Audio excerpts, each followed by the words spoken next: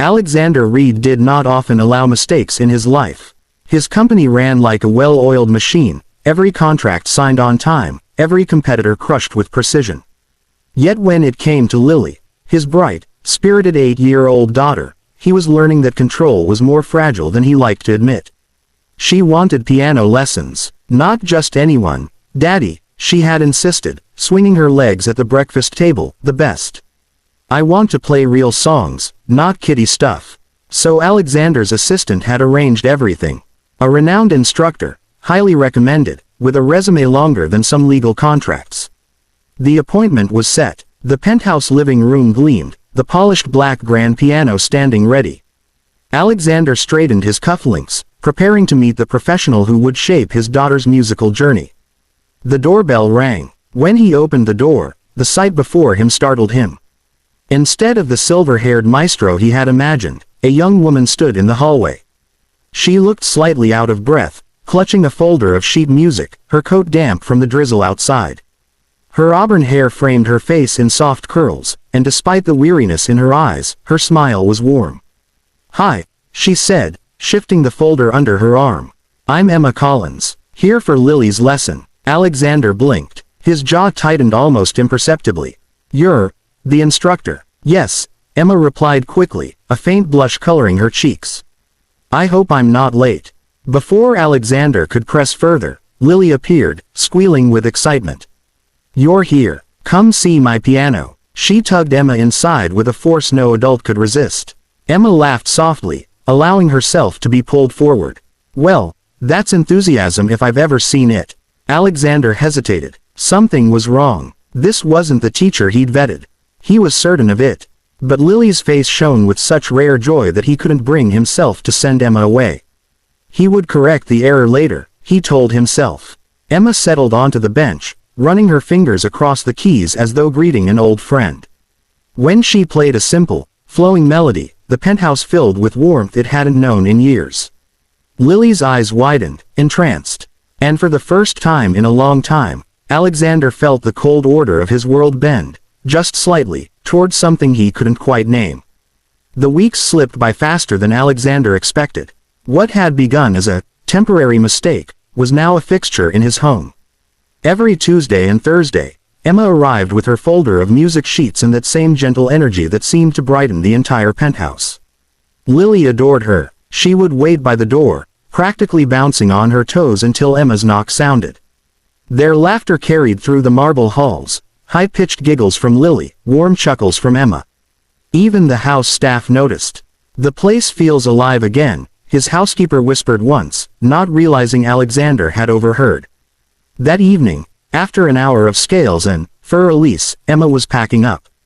Alexander lingered nearby, pretending to read over a contract but really listening to Lily chatter about her progress. As Emma reached for her worn leather bag, it slipped slightly, spilling a few personal items onto the couch. A photo landed face up.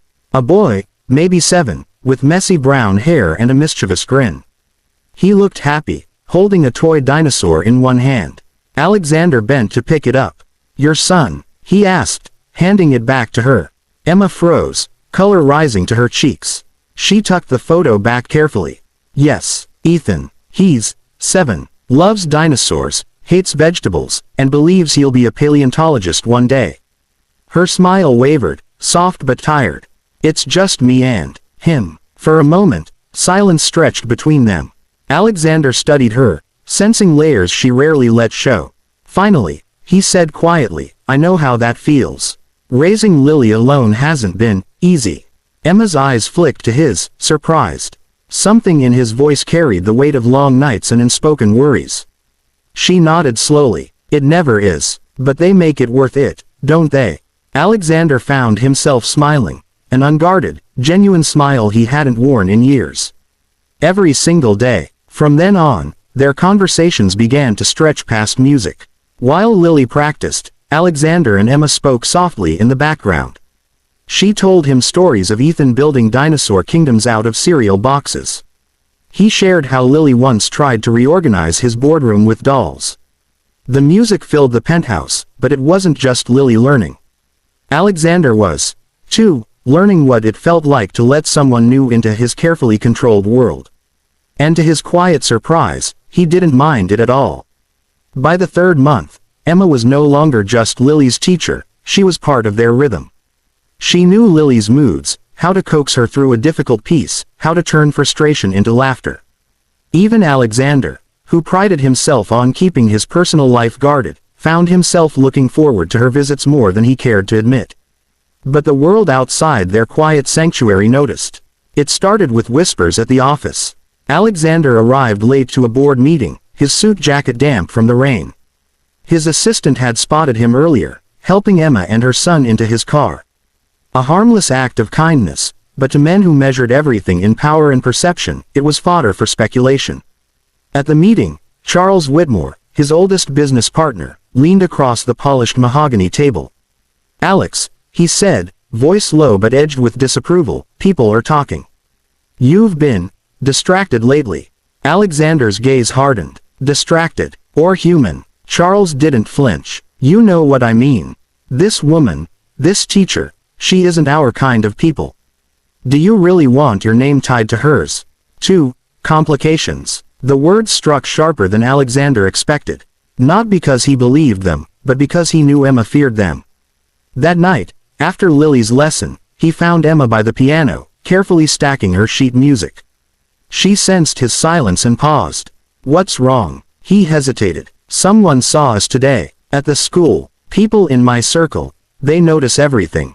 Emma's face fell, and she gave a small, almost bitter laugh. "Of course they did. And let me guess, they don't approve." "Emma, no, it's fine," she cut in, her voice shaking. She placed her bag on her shoulder, clutching it like a shield. "Alex, you live in a world I don't belong to. Suits and boardrooms, private cars and penthouses. I'm just a music teacher raising a kid who still thinks chicken nuggets are gourmet cuisine." Her eyes glistened, but she refused to let the tears fall. "I don't want Ethan, or Lily, caught up in something that's bound to fall apart." He stepped closer, his chest tight. "Don't do that. Don't make this sound smaller than it is." She shook her head, swallowing hard. "It's not small. That's the problem." And before he could stop her, she was gone, leaving behind silence, the faint scent of her perfume, and the ache of words unspoken. For the first time in years, Alexander felt utterly powerless. The night of Lily's recital arrived with the kind of nervous energy that made even Alexander's steady hands feel restless. The school auditorium was packed with proud parents, cameras flashing, children whispering nervously in their seats. Alexander sat in the second row, his suit immaculate, but his heart unsettled. Emma hadn't spoken to him since that night in the penthouse. She still came for Lily's lessons, professional, polite, but there was a new distance in her smile, a careful wall in her eyes. He hated it, hated the formality between them after everything they'd shared. Now, as the stage lights flickered on, Lily walked out, small and poised in her blue dress. She glanced at the crowd, spotted her father, then spotted Emma sitting further back, Ethan at her side, and her grin widened with courage. Emma leaned down, whispering something that made Lily nod. And when Lily placed her fingers on the keys, the first notes floated out like a secret unfurling into the air. Alexander's breath caught. He had never seen his daughter so focused, so radiant. Every scale, every mistake, every burst of laughter during practice with Emma had led to this moment. By the time Lily finished, the audience erupted in applause, but Alexander hardly heard it. His gaze was fixed on Emma, her hands clasped, tears bright in her eyes, pride radiating from her like sunlight. Something inside him shifted. He realized with stunning clarity that this wasn't about business, reputation, or circles of power. This was about family, the messy, imperfect, miraculous kind. And he was about to lose his chance if he didn't act. When the recital ended, parents swarmed the stage, congratulating their children. Alexander pushed through, catching Emma just as she was guiding Ethan toward the exit. "Emma," he called softly. She turned, startled. "Alex, He didn't let her finish. His voice was steady, but his heart thundered. "You weren't the teacher I hired.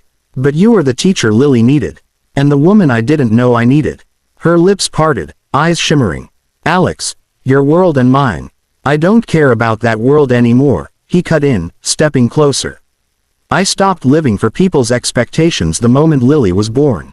You said we don't belong together. But Emma, when I saw you tonight, with Ethan beside you, cheering for my daughter like she was your own, I realized something. He reached for her hand, hesitant but certain. We already do belong together.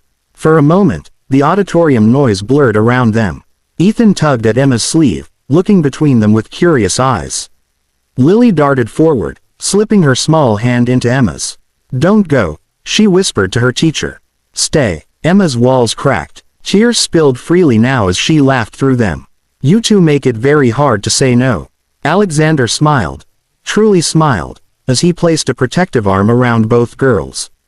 Ethan, not wanting to be left out, squeezed himself into the circle, and for the first time in years, Alexander felt whole. It wasn't polished. It wasn't perfect, but as he looked at Emma, he knew this was the most perfect mistake he had ever made.